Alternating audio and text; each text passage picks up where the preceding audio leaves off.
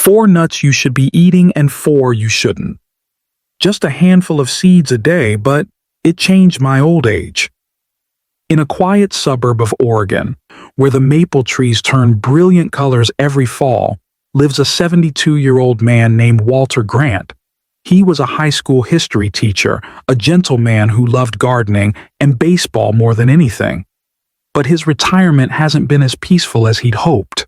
I used to think that all I needed to do was walk every morning, eat green vegetables, and reduce salt intake, and that would be enough to live a long life, Walter recalls, sitting in his cozy kitchen, stirring a cup of peppermint tea. But then one day, I went to the doctor and he said my heart was starting to weaken. My blood pressure was going up. My memory wasn't as good as it used to be. I thought, I'm old. That's normal. But his wife, Marlene, a Kansas native with eyes like early spring sunshine, didn't think so. Walter, you can't just let go, she said, holding a small bag. It wasn't medicine, nor vitamins. It was a bag of nuts. All kinds. Almonds, walnuts, pistachios, and a strange, large nut. Brazil nuts. We'll start small, 1 handful at a time, she smiled. And you may not believe it, but from those seemingly meaningless handfuls of grain, Walter's old age changed direction. His blood stabilized. His memory became sharper. And the strangest thing was that every morning when he woke up, he felt light, as if his body was no longer burdened. However, not all nuts are miracle drugs. There are nuts, although they sound healthy, that contain hidden dangers. From mold that is toxic to the liver, to causing uncontrolled weight gain, or even affecting the nervous system if eaten incorrectly. In today's video, we will explore 4 golden nuts for old age health, from cardiovascular, memory, to weight control. And 4 types of nuts you need to be really careful about, or even avoid if you want to live well past 60. This isn't just about food. It's about small choices that can change the course of your aging. If you are entering retirement age or have parents or relatives who are over 60 years old, this video is a health gift you should not miss. And if you've ever experienced changes in your health, memory, or feelings of losing control as you age, comment your story below. Maybe someone out there is going through the same thing, and your story is a source of encouragement. If you find this video helpful, please share it with your friends or family, especially those who are quietly searching for a healthier way of living. Don't forget to press like and subscribe to not miss the next life stories and health knowledge for old age. Walter had never been a junk food fan. During his 30-plus years in the classroom, he ate simply. Rye bread for breakfast, chicken salad for lunch, vegetable soup for dinner, and rarely touched anything fatty. But after his doctor's diagnosis, all those seemingly healthy habits began to be questioned. The first afternoon, when Marlene brought over a small plate of almonds, Walter chuckled and shook his head. "It probably won't make your heart beat faster." She said nothing. She just put the saucer down beside the teacup, and then quietly walked out into the garden. A week later, Walter ate the seeds silently without saying anything. 10 days later, he started asking, "Do you have any more?" Marlene didn't ask why, but she knew. There was something about his amygdala that made Walter feel a little like he was 40. The feeling of not being out of breath when he stood up from a chair. The feeling of his heart beating as steadily as the old clock on his grandfather's wall. Scientifically speaking, almonds are more than just a snack. They are a natural heart medicine. Monounsaturated fats, which may sound strange, are actually the silent bodyguards of the heart. They gently lower bad cholesterol, raise good cholesterol, and help blood flow less bumpy than a Rocky Mountain pass. And perhaps most importantly, it feels like you're taking the initiative to do something for yourself, instead of waiting for a prescription. No one thought that just a handful of small seeds could bring people from a state of surrender to a state of self-control. But it happened. One morning in early March, Walter decided to go to the city library, not to borrow books, but to see Richard, an old college classmate. Richard had been the most active in class, a storyteller and a biker who loved to ride cross-state. But time spares no one. Walter was shocked to see Richard emaciated, his eyes dull, his hands shaking.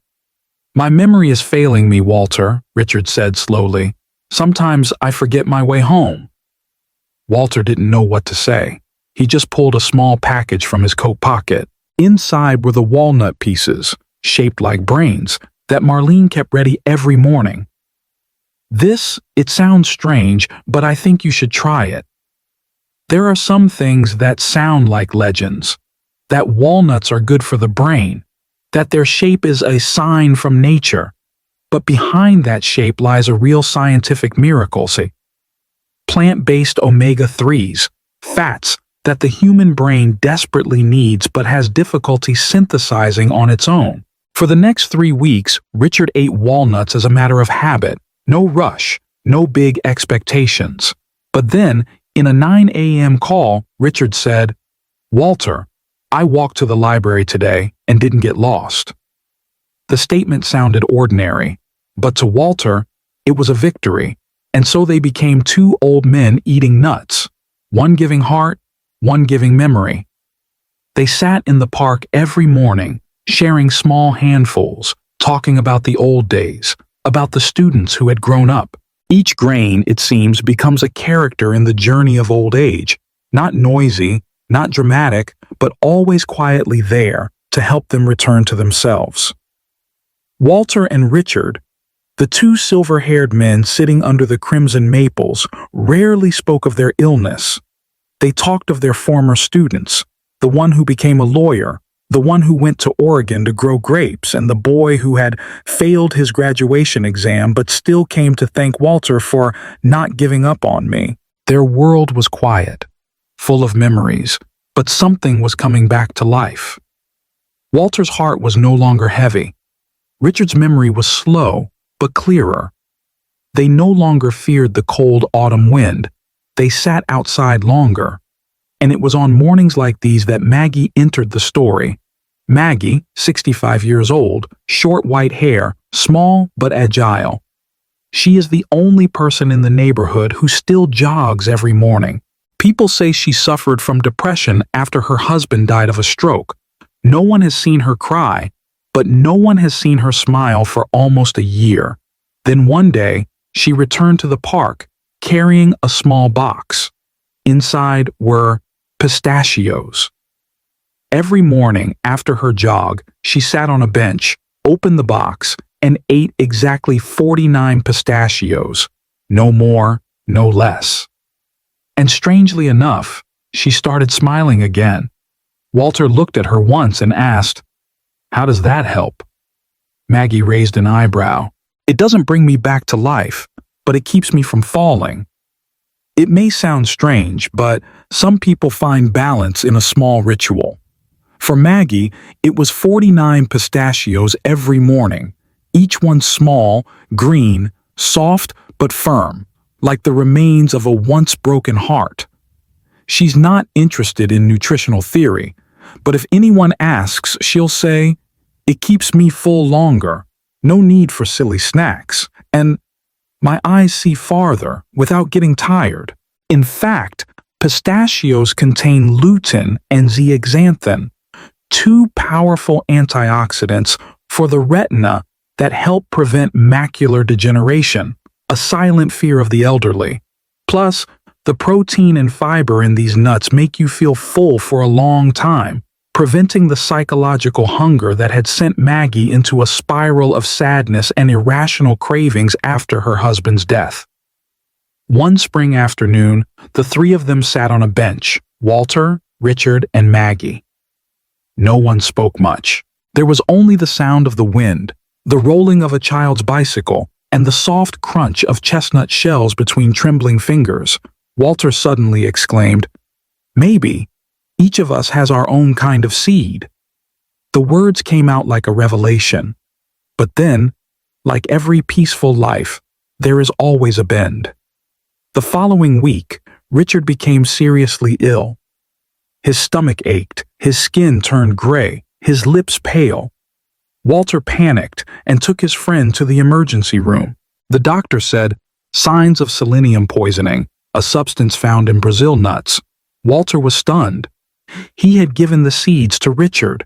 Every morning he gave him a piece, thinking that if he improved his thyroid, his memory would improve. But it turns out that Richard, who used to be skinny, ate 5 to 6 seeds every morning because he thought more must be more effective. Little did they know, Brazil nuts are a double-sided nut. A single nut contains enough selenium for the day. Too much. Your body will pay the price with hair loss, liver damage, and nervous system lapses, just like Richard was experiencing. Walter sat silently in his hospital room for hours, blaming himself. Maggie arrived on Tuesday afternoon, bringing a bag of chamomile tea and a box of nuts. But this time, only almonds and pistachios remained. "We all make mistakes," she said. "But mistakes of caring, there is still a way to fix them." Since then, they have learned not only to choose the right type of nuts, but also the right dosage, at the right time for the right body. Health does not lie in eating something magical, but in the subtlety of listening to yourself. After Richard's hospitalization, the park seemed quieter. Walter became quiet. No one mentioned nuts again, as if afraid to touch a lingering pain that had not yet healed. Then a character that everyone in the neighborhood knows, but no one knows well, appears at the most unexpected moment. Carl, 69, lives alone in the house at the end of the street. A former technician, he retired early after a minor stroke. He is known for being rough, cold, and extremely conservative. People often joke, Carl would scold a tree for dropping leaves in his yard, but that morning, he sat down on the bench next to Walter, the first time in 4 years that no one had seen him on the porch. He didn't say anything. He just carried a large glass jar of peanut butter, homemade, with a self-adhesive label that read, "Carl's Pure Protein Power." Walter looked over, intending to nod politely when Carl took the initiative to speak. "You know, I've been eating this for 20 years. I thought I was fine. But last week, I had a terrible asthma attack and almost choked." Walter turned to look. Carl's eyes were no longer cold. There was a fear hidden behind the hard exterior. "It turns out I have a mild allergy to aflatoxin. I thought it was fine. But it built up, over time, and then it broke out." Carl shakily opened the jar and scooped up a small spoonful. His hands were unsteady. His eyes were red, as if he were facing his once beloved enemy. "I am addicted to the fatty taste, the salty taste, the feeling of it washing over my throat. But now, I have to quit, and quitting is like cutting off a part of my youth." Walter didn't know what to say, but in that moment, he understood. Not everyone eats because they are hungry. Some people eat to preserve a piece of their past lives. Peanuts, to Americans, are a symbol. They are butter on sandwiches during school lunches. They are snack bags in the stands at baseball games. But because they are so familiar, so accessible, they have become a sweet trap. No one told Carl that. Peanuts are not nuts. They are legumes, which pose many potential allergy risks. Aflatoxin, a toxin produced by mold, often accumulates in long-stored peanuts and is a silent cause of liver damage. No one warned him about hydrogenated oils, trans fats found in most commercial peanut butters, which were thickening his blood without him even realizing it. Carl put the jar of peanut butter on the stone table and said softly, "If I hadn't woken up earlier, I might have been the next one who couldn't wake up." Walter looked at Carl as if he were really seeing him for the first time, no longer the nasty neighbor, but a man struggling with habit like an addiction, with old age like an abyss, and with enlightenment like a light at the end of a tunnel. They said nothing more. They just sat together, sharing a few almonds silently, like a cleansing ritual. A few weeks later, Maggie took her mother to the park. The old lady, Lillian, was 88 years old, frail, with blurred vision and unsteady gait. She always carried a small bag in her purse, a bag of Italian pine nuts that her son had sent from Europe as a gift.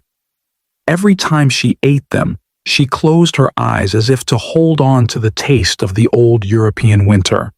But lately, she can no longer taste anything. Bitter coffee has become bland. Chicken porridge has become like boiling water. It seems like my mouth has a strange metallic taste, she said. No one knew it was pine mouth syndrome, a rare reaction to eating pine nuts of unknown origin. It is not fatal, but it permanently alters the taste buds, causing the eater to lose the ability to perceive flavor. And for someone who lives to cook, lives to remember food like Mrs. Lillian, that is a big loss. When the doctor confirmed the cause, she just sighed quietly. So I can no longer taste Christmas anymore. Walter, Carl, and Maggie, three seemingly unrelated friends, sat quietly around the old woman. They didn't bring nuts, didn't talk about fats or proteins. They told stories. About winters past, about the first time they tasted roasted chestnuts as children, at the Christmas market, in the snow, their hands cold, but their hearts warm. But then, Walter suddenly fell silent. He remembered his father, a quiet man who ate only one thing on Christmas Eve: chestnuts roasted hot with butter and coarse salt. He thought it was the best memory of his life, until he was diagnosed with prediabetes and realized each of those chestnuts, seemingly light, but a blood sugar bomb. Chestnuts, unlike other nuts, are almost all carbohydrates. The natural sweetness is sugar, and for seniors with insulin problems, they are no longer a nostalgic treat, but something that slows you down towards disease. At the end of the day, Walter went home and opened the box of nuts that had been carefully stored. He took out 2 chestnuts in their shells, sniffed them lightly, and then put them back. There are things that should only remain in memory, he muttered. One June afternoon, Walter was sitting in his backyard pruning rose bushes when the gate opened. His 11-year-old granddaughter, Ellie, rushed in, clutching a crisp bag of bright red snacks, a color that does not exist in nature.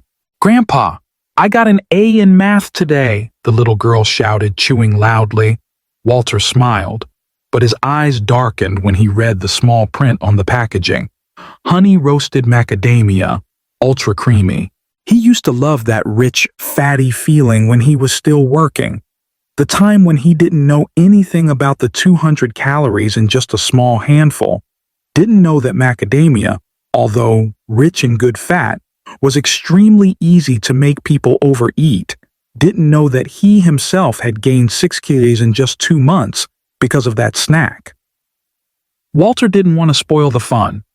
He just held out his hand for one, eating it slowly. It was still rich, still fatty, still alluring. "Ellie, did you know I used to eat this every day after work?" "Really? Then you must be crazy about it." He nodded. "Yeah. I was so intoxicated, I almost didn't realize I was sick." He didn't blame her. He didn't lecture her about fat or calories. But he quietly went online and ordered Ellie a homemade granola kit with oats, almonds, pistachios, and a few raisins. And they made it together, laughing and smearing their sleeves with honey and cinnamon. A week later, Ellie said to her mom, "Mom, I want to bring my own granola to school instead of store-bought snacks." Walter said nothing, but his heart felt as warm as the morning sun. That evening he wrote in his diary, for the first time in years, "We cannot change the world, but we can sow a seed in the people we love most." From that day on, Walter started something new. Every Saturday, he borrowed the community room of the local church and organized a tasting and telling session where the elderly in the neighborhood brought their favorite nuts and told a story associated with them. No lesson plans, no lectures, just a woman tells of her husband who died of a stroke, a man who ate 3 tablespoons of peanut butter every night without knowing he had high cholesterol, and an elderly Mexican man brought along almond cookies his mother used to make in Oaxaca and said that every time he ate them, he could feel her breath through the fire. A 91-year-old black woman carries pecans and tells of the summer of 1965 when she fled hostile white territory and survived on wild pecans picked along the way. No one thought small seeds could contain so many memories. A young person who attended the 3rd session wrote on social media, "I thought I came to hear about nutrition. Turns out, I traveled through time." And then one day, Richard returned to the park. Thinner, weaker, but his eyes were bright. He arrived with a bag of homemade nuts, half a spoonful of walnuts, a single Brazil nut, a few slices of desiccated coconut, and cocoa powder.